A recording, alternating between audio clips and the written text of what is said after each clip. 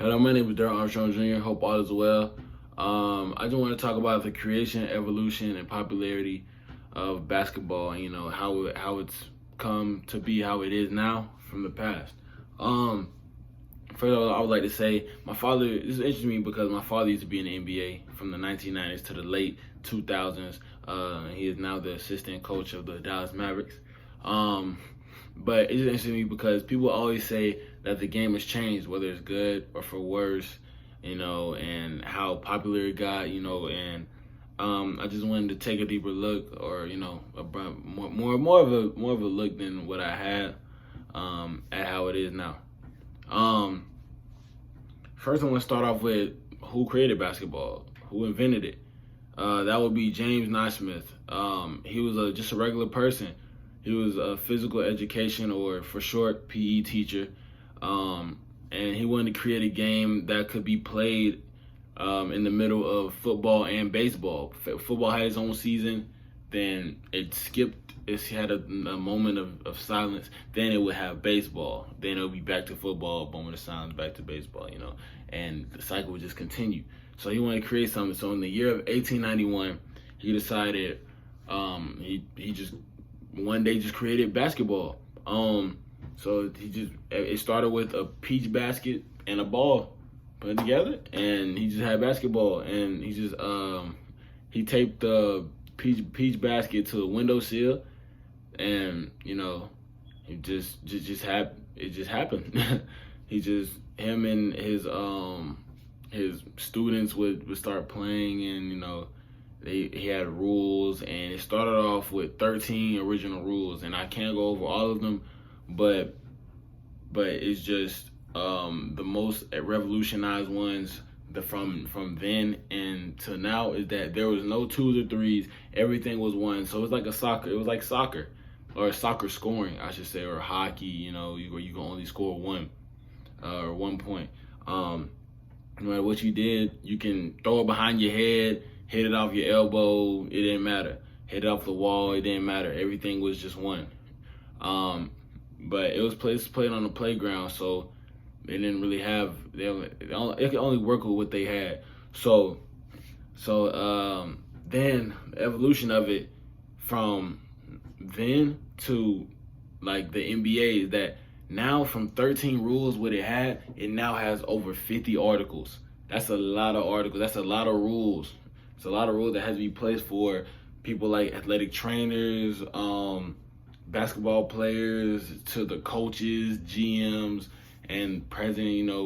Everything's from the organization and everything. So that's a lot.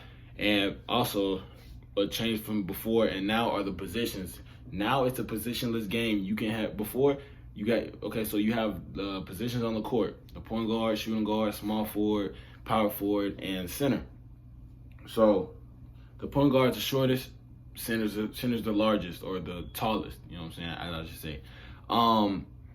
And usually before it'll be the shortest players. 6 foot, 6'1", 6'2", 6'3", 6'4", point guards. Nowadays there can be 6'8" point guards, 6'9" point guards, like 6'8" point guards like LeBron. LeBron James, he can run point guard whenever he wants, bring the ball up the court. He can run that whenever he wants to. And Kobe, he was a shooting guard, but he could also bring the ball up the court, play point guard, and have somebody else to be the shooting guard.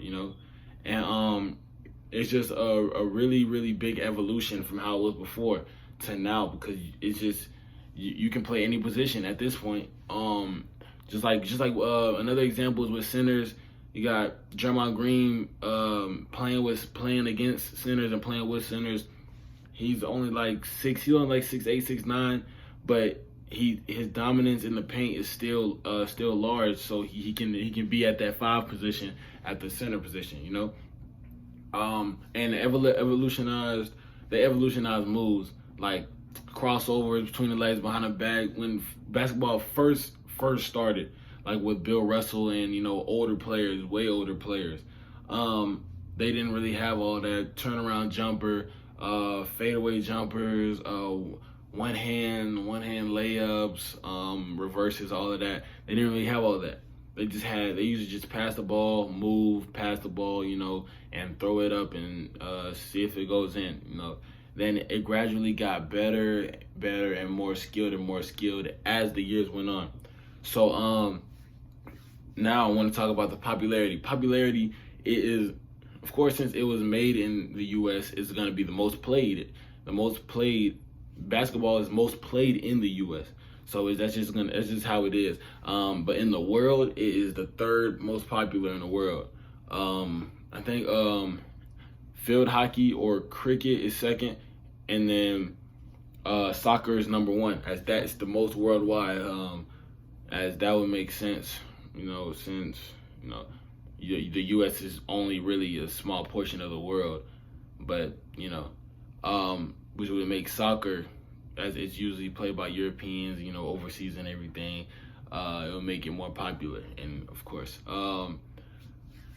the other thing I would like to say, could basketball go number one? Basketball could go number one. It's always a possibility, but I'm not in the future, so I can't really tell what the future holds. So it would just have to be one of those things where we just have to see where it goes. It could go number one, just like hockey could go number one. Or, table tennis can go number one. Ping pong, whatever you want to call it, it can go number one also. But that's really what it really is. Just have to wait and see for the future. But to conclude and sum it all up, I was very, very young. And it's just the game of basketball has evolved crucially. And, I discussed with you the creation, evolution, and popularity of basketball. And it's been a big change, and it'll just be amazing to see what happens in the future.